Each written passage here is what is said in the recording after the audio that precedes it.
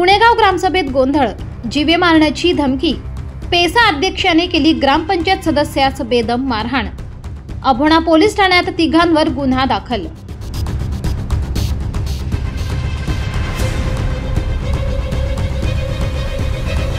कळवण तालुक्यातील पुणेगाव येथील सरपंच, ग्रामसेवक व सदस्यांच्या उपस्थितीत पुणेगाव ग्रामस्थांची सभा आयोजित करण्यात आली होती।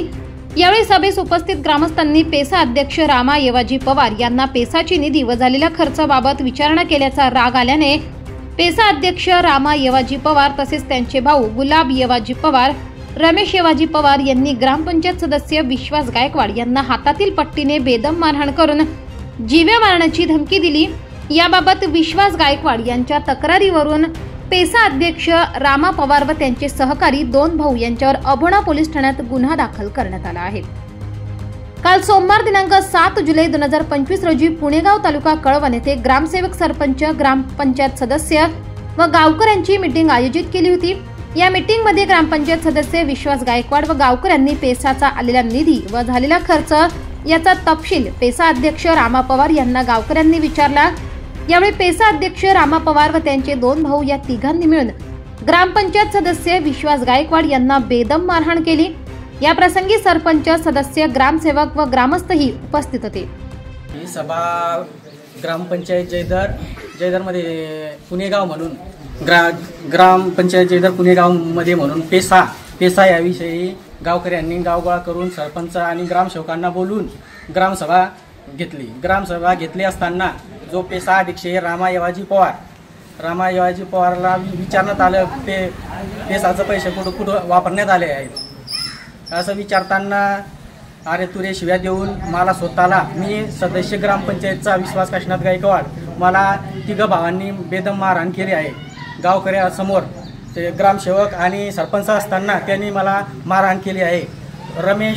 रमेश येवाजी पवार आणि गुलाब येवाजी पवार आणि रामा येवाजी पवार या तिघ भावांनी मला बेदम मारहाण केली आहे। गावासमोर मला मारहाण केलेली आहे। यांच्यावर कठोर कारवाई करण्यात यावी अशी मला प्रशासनाला विनंती आहे। आम्ही काय विचारत पेसा अध्यक्षाला तर पेसाना पैसा किती येतात, पैसा कुठं खर्च केला, आम्ही ह्या विचारासाठी गेला तर दुसरा जयदरचा अध्यक्ष म्हणून पोऱ्या पंचायतचा सदस्य म्हणून तो फक्त पोऱ्या इथं आम्हाला सबूत म्हणून त्याने हिशोब दाखवला। मग तुम्ही हिशोब घेतला ना, व पैसा आम्हाला हिशोब द्या, बस एवढा आम्ही त्यापासून तो पोऱ्याला हाणमार केली, बस दुसरं काही नाही। यावेळी गावात काही वेळ तणावाचे वातावरण निर्माण झाले होते। यावेळी गावकऱ्यांनी याबाबत अभोणा पोलिसांना फोन करून घटनेची माहिती दिली।